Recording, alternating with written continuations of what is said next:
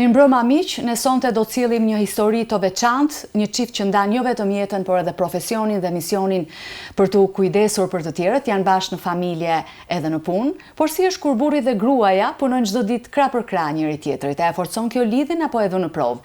Melsi Seferi, mjek obstetër, ginekolog dhe senolog dhe bashortja e tij Juliana Prifti, ndihmës mjeke menaxhere shëndeti. Kënaqësi të kem të dyve si çift në studio. Shumë faleminderit Nela për ftesën. Kënaqësia është e jona. Faleminderit, unë vlerësoj shumë që keni ardhur të na vizitoni sërish në Shqipëri edhe sërish të jeni prezent të dy së bashku. Më tregoni pak një herë si u njohët me njëri tjetrin edhe si erdhët bashkë në martesë. Ne jemi njohur në Kish, në kishat e Bashkësia Fjalla e Jetës, këtu në Tiranë, atë kohë kemi qenë të dy student dhe kemi patur një misi shumë të mirë. Por pastaj Juli u largua për disa vite jashtë shtetit, në Gjermani dhe në Itali, dhe kur u kthye përsëri në Shqipëri, mbas disa vitesh ne u dashuruam dhe vendosëm ta jetojmë jetën së bashku. Juli, si e kujton atë koti? Melsi me më shumë flok, me siguri. Ka qenë shumë interesante në fakt, sepse unë erdha për pak kohë edhe për të testuar nëse do të qëndroja gjatë. Edhe i vetmi person që kishte ngelur në Shqipëri ishte Melsi, edhe pastor Genti dhe Shpresa, por ata të dy ishin të lidhur me njëri tjetrin, kështu që i vetmi që më duhet të zgjidhja ishte Melsi. Ka qenë shumë interesante misia jonë, sepse ne jemi njohur që kur në moshën e hershme, gati 18-19 vjeçar, kur filluam të bënim shkollën e lartë studimet, edhe ishim të dy antar të kishës Fjalla e Jetës. Misia ka qenë shumë e këndshme, shumë normale, ne nuk e mbajmë mend që të kishim ndonjë misi të thellë, por që njiheshim me Melsin, sepse bënim gjëra së bashku si grup studentor dhe studentësh, kemi qenë në një moshë së bashku. Edhe kur unë u ktheva, miqësia në mënyrë shumë spontane mori tjetër lëshoi drejtim. shkëndijat e saj që ne na u duk sikur u ritakuam, edhe filloi një romancë shumë e këndshme në mënyrë shumë të natyrshme, dhe gjetëm veten në pak ditë ose në pak javë, jo vetëm mik, por edhe si të dashur me vështrime, si që janë ato hapat e para të njohjes, nuk themi dot, por ishte shumë e natyrshme dhe shumë e këndshme. Nga një miqësi, nuk na u desh që të kalonim në miqësi të thellë kush është Melsi ose kush është Juliana, me sa unë mbaj mend, sepse këtë fazë kishim njohur madje më shumë se sa 20 vitesh. Kështu që ishte rodhi në mënyrë shumë të natyrshme. E vetmja sfidë ndoshta ka qenë atëherë që unë kisha dëshirë për të bërë një specializim ja shtetit, edhe Juli tha unë isha ande, u ktheva këtej. Ti do zikësh tani. Tani do t'i iksh ande. Po shumë bekim kjo historia ju e dashurisë. Juli tha që erdha dhe gjeta të vetmin Melsin, po e kishte ruajtur Zoti për ty, tani s'kishte ndryshe si të ndoste. Nga misia e vjetër ka shumë që Juli kishte. Shumë që unë kisha njohur dhe mikesha që bënin pjesë në grupin ton të kishës, ishin larguar dhe po largoheshin. Edhe një nga ata të parat isha unë në fakt, por që Zoti kishte prekur zemrën, edhe atje ku unë isha kisha hapur shumë mundësira, por dhe disa rrugët time i kishte drejtuar ose mbyllur. Dhe unë mendoj që po të kthehem shumë pak në kohë, megjithëse nuk dua t'i përqendrohem ose t'i vë theksin asaj kohe, është që shpesh herë mesazhi personal në momente të tilla është kur duken sikur disa deg ose dyer mbyllen. Gjithmonë i themi dhe vajzave tona, mbajeni fokusin dhe qëndrimin pozitiv, sepse ti nuk e di asnjëherë që mbas një dere të mbyllur ty të hapet një mundësi tjetër, madje dhe më e mirë se sa ti ke menduar që mund të vinte. Detajet e tjera janë gjithmonë histori dhe çdo lidhje dashurie është shumë specifike dhe është shumë e bukur në vetvete, por është thjesht një histori. Çfarë e mban është që qëndro fort në ato vlera që ti dëshiron që ti ruash edhe ti kesh te partneri yt, dhe në momentin që ti gjen vlerat kryesore, atëherë i jepi shans vetes, por jepi shans edhe personit tjetër për të pasur një mundësi njohjeje. Po, u martuat bashkë në 2010-ën, keni kurorzuar, jeni kurorzuar me martesë prindër të 3 vajzave sot, shumë bekim, ndërkohë ju u larguat drejt Gjermanisë, aktualisht jeni në Zvicër. Po është vërtet, edhe unë këtë ndjesi kam patur gjithmonë që Zoti më përgatiti derisa unë më bëra 30 vjeç dhe ishte kohë përgatitje 30 vjet me radhë, pastaj kur ne u lidhëm, u martuam, filluam që ne të shikonim ato planet që Zoti kishte për ne. Ne jetuam 8 vjet në Gjermani, kemi 7 vjet që jetojmë në Zvicër, banojmë në Bern të Zvicrës dhe punojmë të dy bashkë. Unë punoj si mjek, Juli punon si Tani si u gjendet ti e ke pasur pasion, kemi diskutuar dhe herë tjetër në studio Melsi, mjekësinë shkurtimisht. Po, për mua ishte deri diku e qartë që unë doja të bëja një specializim të mirë dhe pastaj vendosaj që për shkak sepse ne u martuam doja që t'i sillnja vetë fëmijët në jetë, isha në lindje i pranishëm, vendosa për obstetrikën. Ndërkohë që kur fëmia i parë erdhi në këtë jetë, Juli vendosi që të bënte në Gjermani një studim dhe pastaj edhe më vonë një master në këtë fushë për Health Business Administration, për administrim në shëndet, në shëndetësi, në sistemin shëndetësor. Dhe pastaj kur shkuam në Zvicër, fëmijët filluan të rriteshin dhe ajo filloi të mbështeste pastaj punën time si mjek, duke bërë menaxhimin e anës shëndetësore. Pra punoni të dy bashkë. Tani si është punoni bashkë, të jeni 24 orë në 7 ditë të javës edhe në punë edhe në shtëpi, Juli? Po unë e cilësoj si një jetë intensive. Është intensive. Nëse Melsi është i njëjti Mels që unë e vlerësoj jashtë mas këtë pikë, është i njëjti Mels që është në punë edhe i njëjti Mels që ruan të njëjtat vlera edhe në familje. Edhe me shumë kënaqësi e shoqëroj edhe për te marrëdhënies së shtëpisë që është puna. Plus madje mendoj që është një ekuilibër shumë i këndshëm, nuk është perfekt, është një ekuilibër shumë i këndshëm duke i njohur Melsin dhe vlerat e tij që ka, qoftë nga ana profesionale, qoftë edhe si njeri, edhe tempon e bërjes së gjërave. Mua si Juliana, si bashkëshorte, më ndihmon që me këtë bazë njohjeje ta mbështes edhe në profesion. Sidomos kohët kanë ndryshuar, ne në një pikë është që tani gratë presin burrat, qoftë edhe kur bëjnë marketing, qoftë edhe kur bëjnë blerje. Shpesh herë më duhet i them Melsit, jepi pak tempo se pacientja tjetër po pret. Por në pikat e tjera Melsi është vërtet shumë inkurajues edhe kemi mësuar, duhet të dalë në këtë pikë është që ne kemi mësuar të mbështesim njëri tjetrin. Edhe baza e të qenurit së bashku në familje, 12 orët e tjera, të jep ty mundësim për të kuptuar ritmin, për të kuptuar vlerat, për të kuptuar mbështetjen edhe në profesion. Pra, cili është sekreti për të ruajtur këtë harmoni në çift, Melsi? Kjo është pyetje shumë e mirë. Ka shumë sekrete. Për ne ka qenë më shumë kjo ideja që Zoti lëviz ku ne lëvizim. Dhe kur ishte ideja që unë tek spitali ku punojam përpara, dash idenë që gruaja ime do më ndihmoj mua, dohet menaxherja e gjithë punës që unë bëj aty si mjek. Gjithë këto sekretarët e tjera zvicerianë thanë, jo, nuk është mirë, është keq, se deri tani nuk ka shembuj të mirë, gjithë shembuj që ne dim nga njerëzit përreth nuk funksionon, nuk është mirë gjithë, thashun, po nëse funksionon në çift, në familje, në shtëpi, marrëdhënia burrë e grua mirë, pse të mos funksionojë edhe në punë bashkë. Dhe nuk ndodh, për shembull, dhe në Gjermani dhe në Zvicër shumë rrallë ndodhin që burrë dhe grua punojnë bashkë.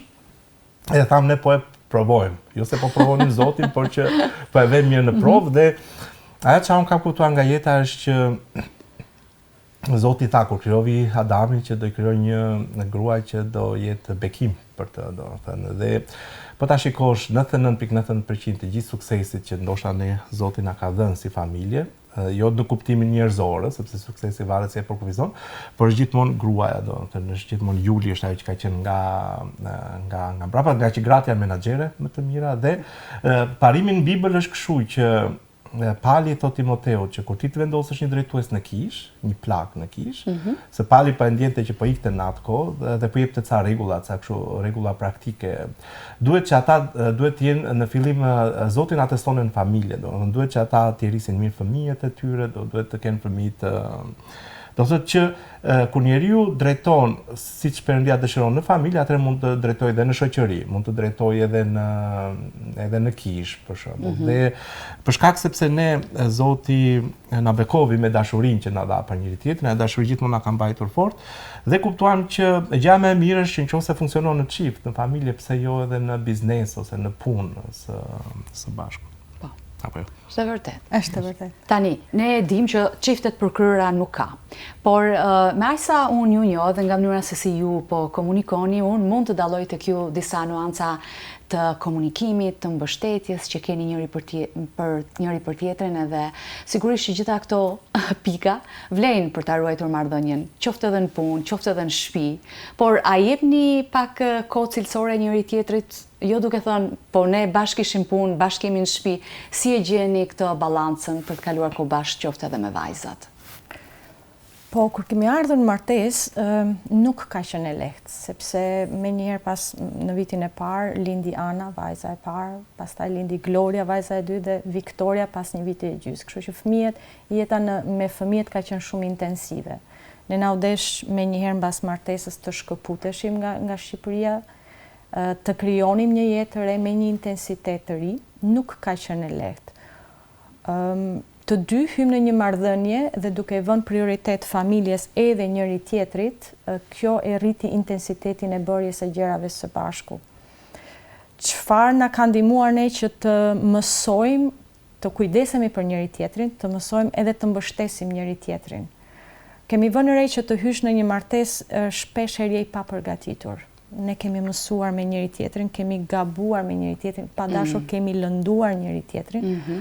Por e bukura është që mëson, nëse dëshiron që të jesh i hapur edhe të ndërtosh një martesë, duhet të jesh me dëshirën për të mësuar, edhe për të mbështetur. Nuk mundesh dot të ecësh përpara në një martesë nëse ti e bën partnerin tënd armikun tënd. Është e domosdoshme që të kesh një bazë miqësie, një bazë ndërtimi të marrëdhënies në mënyrë të përditshme. Sepse të qenurit nuk mund të themi dot 24 orë mbas 24 orëve për 7 ditë, sepse Melsi ka qenë shumë aktiv në punën që ka bërë, madje ka punuar mbi 100%, ndërkohë që unë kam qenë aktive në anën tjetër të kujdesit familjar. Po, normale. Ka pasur momente që kemi vendosur së bashku që të kalojmë një kohë për njëri tjetrin, por kjo ka ardhur ndoshta mbas lindjes dhe rritjes së vajzës së tretë. Mbasi keni stabilizuar disi. Të jemi të sinqertë. Kjo ka ardhur në mënyrë shumë të natyrshme. Ne filluam që të kalonim një kohë dhe të jepnim kohë njëri tjetrit dhe ka qenë e hëna kur Melsi për herë të parë mbas shumë vitesh. Ktu ka qenë favori i Zotit. Unë mendoj që shumica e gjërave që Zoti bën jetën tonë, Zoti Jezus e bën kur ne nuk jemi të vetëdijshëm. Ne mendojmë që ne duhet të lutemi, të agjërojmë shumë, të bëjmë shumë luftë frymërore, të lexojmë shumë Biblën, dhe atëherë Zoti vepron. Favori që ne kemi parë nga Zoti në jetën tonë është shumica e gjërave Zoti ka bërë, ne s'kemi qenë të vetëdijshëm. Për shembull, unë isha duke punuar në një spital në Zvicër, punoja shumë, gati 200-300% themi ne, për shkak se kisha shumë shërbime, dhe Zoti më dha favor për shkak se kisha shumë orë shtesë, mua më dha një ditë në javë pushim. Ishte hëna. Dhe ne çdo të hënë shkonim, dinim së bashku, hanim mëngjes së bashku jashtë shtëpisë, dhe kalonin 2-3 orë, 4 orë së bashku, ose shkonin bënim pazar së bashku. Pastaj filluam një punë tjetër edhe aty unë u përfshiva gati 200-300%, do të thënë shumë punë, dhe çfarë Zoti bëri mbylla vendi i punës, dhe tani unë punoj 50%, ne kemi 2-3 ditë në javë që jemi bashkë. Dhe të hënave të martave, për shembull, kur fëmijët shkojnë në shkollë, ne dalim, shkojmë diku buz në liçeni, pim diçka. Por ke punuar shumë, shumë pas ke sakrifikuar, a? Por më shumë sakrifikon te Juli që ishte në shtëpi me fëmijët, por kemi parë që Zoti përsëri e kthen kur njeriu ka dëshirë dhe është i hapur ndaj vullnetit të tij, jep mundësi praktike, do të thënë që edhe çifti të ketë kohë për njëri tjetrin. Nuk ka ardhur në mënyrë të natyrshme, ose nuk themi që nuk ka ardhur në mënyrë të natyrshme, por Melsi ka qenë shumë i kujdesshëm kur e shikonte që unë isha e mbi ngarkuar. Mendoj që roli i femrës në familje, sidomos kur është në emigracion edhe është me një familje numeroze si e jona, është shumë i vetëdijshëm, por edhe shumë i rëndësishëm, por edhe shumë intensiv. Melsi ka qenë shumë iniciator dhe pozitiv, duke parë ngarkesën time emocionale me vajzat, duke qëndruar 24 orë pas 24 orësh. ka qenë shumë i hapur dhe shumë inkurajues për të më nxjerrë nga ky ambient. Unë në një farë mënyrë mendoja që nëse unë nuk do të isha prezent për vajzat për çdo sekond, atëherë ato nuk do të kishte diçka që nuk do të shkonte mirë. Melsi thoshte gjërat shkojnë mirë edhe pa qenë ti një gjysmore se një orë. Edhe për këtë jam shumë mirënjohëse sepse kur e shikojmë në retrospektiv mbrapa, shikojmë që vajzat madje kanë pasur të nevojshme edhe gjysmore largesë nga unë.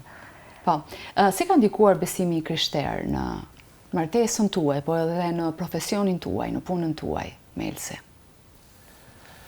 Po, ne kemi filluar çdo gjë me Jezusin, ai ishte ai që na gjeti, ne jemi bërë aftësisht besimtarë në moshë në fillim të adoleshencës, në vend të ndryshme. Dhe ishte Perëndia që bashkovi zemrat tona, lidhe me fëmijët tanë, ne kalojmë një kohë çdo javë, me ta kur ishte vegjël kalojmë një kohë të përditshme me Perëndin dhe me një tjetër si familje. Ishte si zakon të mirë, e keni domethënë. Po, ka qenë gjithmonë që ne bënim, luteshim, adhuronim Perëndin së bashku, pastaj fëmijët u rritën. Duke u rritur fëmijët, tash e bëjmë një herë në javë, të dielën kur ne zgjohemi dhe japim frutat e para Perëndis. Në Bibël Zoti flet shumë herë për frutat e para, që nuk është thjesht nga ana financiare, por është edhe në kohë, edhe në miqësi. Dhe ne ja dedikojmë atë ditën e parë Zotit, atë javë që vjen përpara Zotit dhe falenderojmë për çfarë ka bërë javën që shkoi dhe lutemi për gjërat që Zoti do bëjë përpara. Dhe pastaj shkojmë edhe në kishë, shkojmë në një kishë të madhe në Ben, që ka rreth 1000 anëtar. Frekuentoni një kishë? Po, do të shkojmë në mënyrë të rregullt aty. Dhe kështu që përpiqemi ja edhe tani rrugës duke ardhur, duke qenë në makinë të gjithë bashk, kjo është kisha, domethënë, se ndonjëherë është vështirë të bësh njerëzit bashk, bisedojmë për gjëra të ndryshme dhe fëmijët tanë duan Zotin, e besojnë Jezusin, e ndjekin Zotin dhe lavdi Perëndis. Pra besimi tek Jezusi Juli ju ka bërë më të fortë përballë sfidave? Unë mendoj që dhe jam e sigurt, edhe të dy bijem në të njëjtën pikë dakord që pa besimin, pa këtë lloj burimin ne nuk mund të kishim këtë marrëdhënie që ne kemi. Qoftë paqen me veten tonë, qoftë marrëdhënien që ne ndërtojmë me njëri tjetrin dhe vazhdojmë edhe ndërtojmë, mësojmë me njëri tjetrin, qoftë marrëdhënie me fëmijët, por dhe suksesin në marrëdhënien në profesion, në punë që ne kemi. Besimi për mendimin tim dhe jam e sigurt është që ka qenë guri i themelit të vlerave që ne mbajmë, por dhe që mbartin tek të tjerët. Po, cilat janë disa nga praktikat që ju kanë mbajtur lidhur me Zotin, përpos asaj që Melsi tha që ne një herë në javë si familje me vajzat mblidhemi, kalojmë kohë me Zotin. Po, praktik në aspektin personal.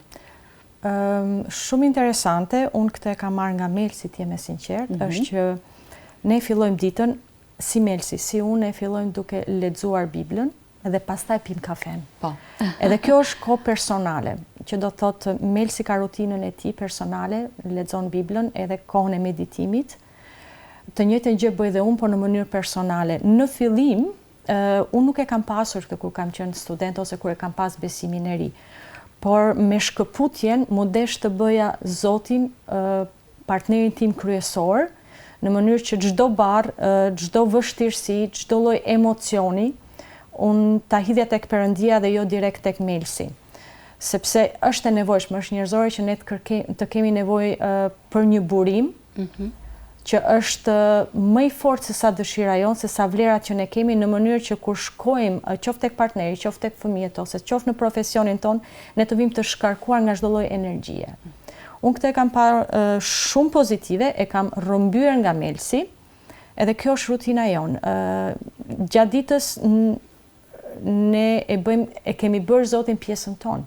Ne lutemi kudo që jemi, personalisht, ne kërkojmë Jezusin në operacione të ndryshme që unë kam filluar tani të asistoj Melsin. Gjatë punës, a? Gjatë punës, shpesh herë kur qahet në një ven ose në një arterje, unë them, o Zot, vetëm mos vdesi pacienti. Është pak interesante, ose shumë nuk ka vdekur asnjë, dhe kjo është për shkak të lutjes edhe besimit. Edhe punës mirë që ju bëni. Lutja, besimi, ndarja e fjalës, inkurajimi për ne është ushqim i çdo lloj kohe, nuk është vetëm një mëngjes, nuk është vetëm një e diel. Edhe për këtë ushqejmë edhe vajzat. Për shembull, kur Viktoria e vogla që është ende duke u rritur ka ndonjë dhimbje muskuj për shkak sepse bën sport ose dhimbje koke sepse është duke kaluar ato rritjet emocionale dhe hormonale. Gjëja e parë që Melsi i thot është të lutemi Zotit. Ndonjëherë shikojmë më një farë rebelimi tek fëmijët thotë unë dua medikament, po për të lutur jam lutur vetë. Edhe këtë lloj ushqimi, këtë lloj marrëdhënie personale përpiqemi ta ruajmë në veten tonë, por t'ia transmetojmë edhe vajzave. Kjo është praktika e parë. Praktika e dytë, darka mbyllet me Zotin. Që do thotë Bibla lexohet përsëri ne të dy personalisht, kur shkojmë çojmë fëmijët në gjumë i bekojmë, kërkojmë Zotit favor për ëndrat, për dëshirat, për çfarë ato kanë kaluar gjatë ditës të reflektojnë. Lavdi Zotit, sa bekim. I bekojmë në mënyrën tonë si prindër kur largohen edhe kur futen në shtëpi. Kështu që çdo gjë për ne është e lidhur me burimin, është e lidhur me besimin, është e lidhur me nevojën që ne kemi nevojë të marrim energjinë pozitive nga Perëndia dhe ta transmetojmë te fëmijët. Shumë bekim. Cila është ajo gjë që admironi ose pëlqeni tek njëri tjetri? Ndoshta mund të ketë shumë gjëra, po diçka që keni dëshirë ta bëni publike, Melsi ndaj Julit. Më thu se më pëlqen kur flet. Kur flet, mënyra se si flet, komunikimi. Po Juli? Unë e vlerësoj Melsin jashtë mase shumë sepse së pari është njëri që e kërkon Zotin, e do Zotin, e ka frikë Zotin, dhe është shumë i kujdesshëm ndaj familjes. Shpesh herë njerëzit e afërm të familjes i thonë dëgjoni pak Melsin se si e trajton Julin. Unë pak të lloj vlerësimi edhe butësie, edhe përkushtimi, edhe dashamirësie dhe dashurie të Melsit nuk do ta kisha të lehtë të bëj atë që bëj, dhe nuk do të isha kjo që unë jam në marrëdhënie me Melsin. Kështu që është favori dhe është mbështetja e Melsit që më bën mua që të shikoj veten në pasqyrë dhe të them Zot më fal, edhe shkoj te Melsi e them, ok, kishe të drejtë. Por përveç se kësaj është që Melsi është gjithmonë në kërkim të një versioni më të mirë të vetvetes. Pra nuk është personi që ti mund ta njohësh 100% edhe të thuash ky është Melsi, unë e di se si reagon Melsi. Melsi është gjithmonë në kërkim dhe në zhvillim të vetvetes të një versioni gjithmonë më të mirë. Edhe unë për këtë e admiroj. Për këtë e admiroj. Lavdi Zotit. Kështu për mua është dashuria pa kushte që Juli më ka dhënë. Edhe Bibla thotë që ujërat e shumta nuk mund ta shuajnë dot dashurinë, por edhe nëse dikush donte të jep të gjithë pasurinë, në shkëmbim të dashurisë, për të blerë nuk e blen dot. Kështu që është diçka që, domethënë, Juli ma ka dhuruar dhe vazhdon të ma dhuroj pa kushte. Është ajo që na mban ne në çdo gjë.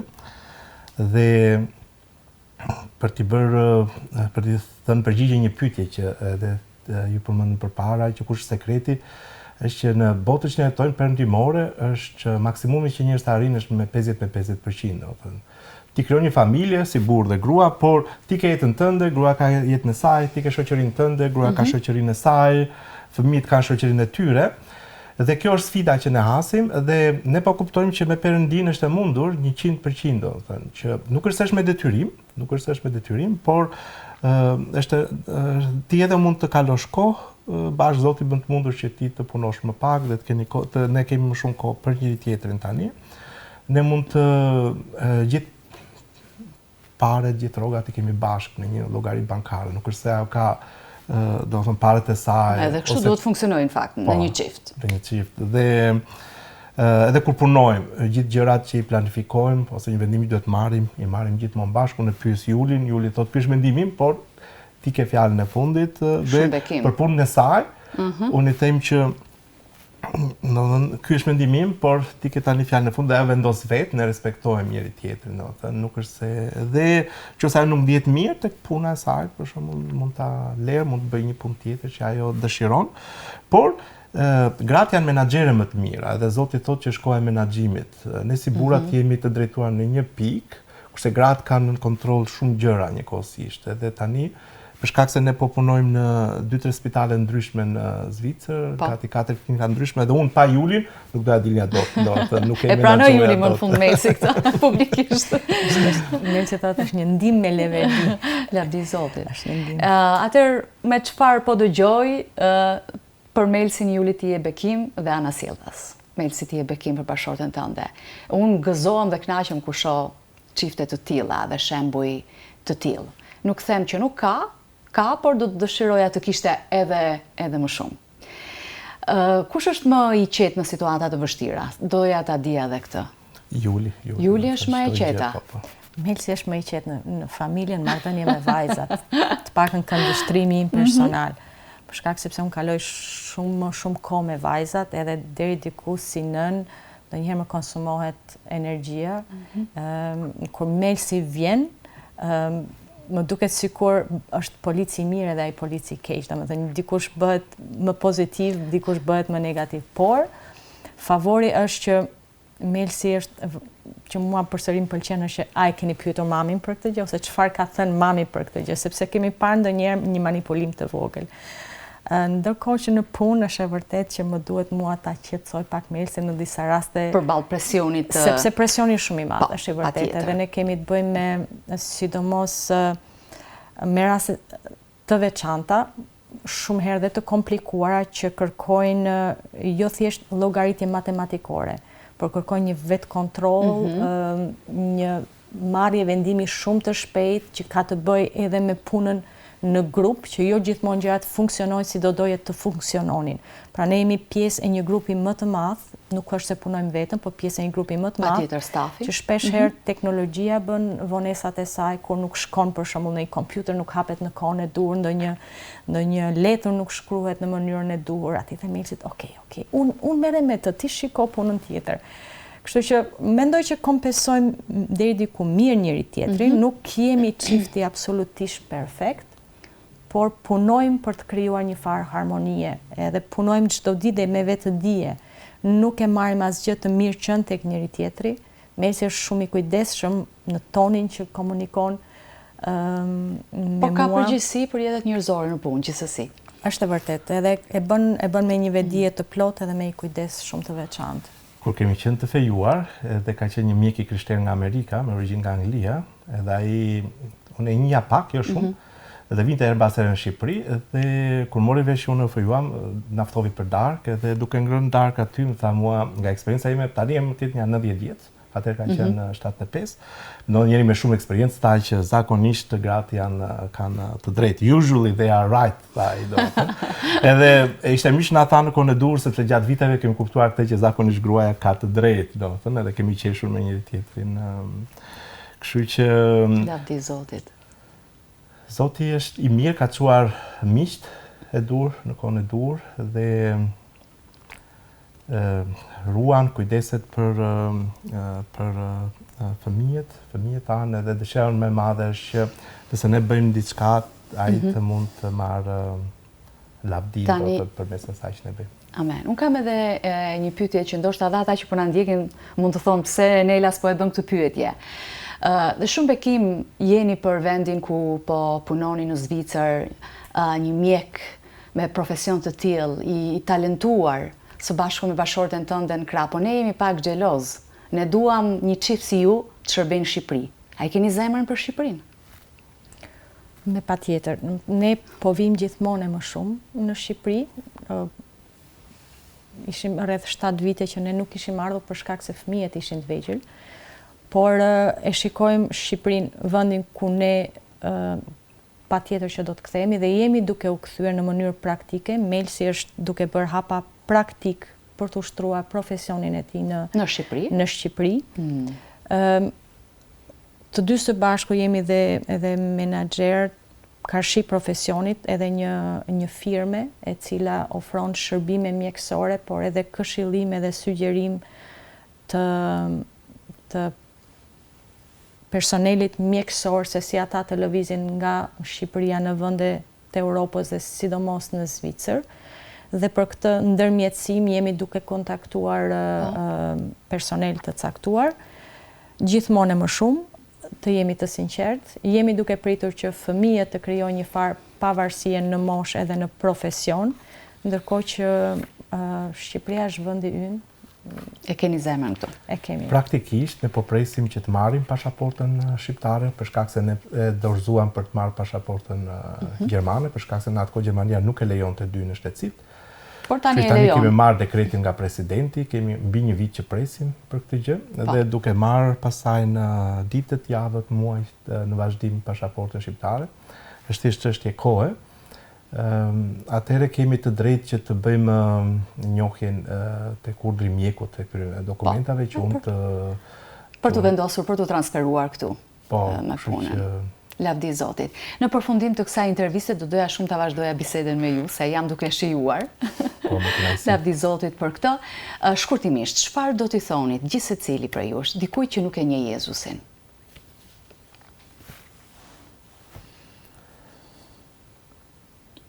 Po Bibla thot që Zoti aq shumë na deshi ne sa që e dha birin e tij, dhe Jezusi është biri i Perëndis, që kushdo që beson tek ai të mund të ketë jetën e përjetshme. Dhe ne njohim dashurinë e Perëndis kur shikojmë tek Jezusi. Dhe për ne Jezusi është më shumë, këtë po bisedonim edhe në makinë me gocat, që është më shumë sa thjesht një fe, është një marrëdhënie personale me të. Dhe ne mund ta njohim atë personalisht si një mik tonë, dhe duke kaluar kohë me të, duke folur me të, duke dëgjuar zërin e tij, ne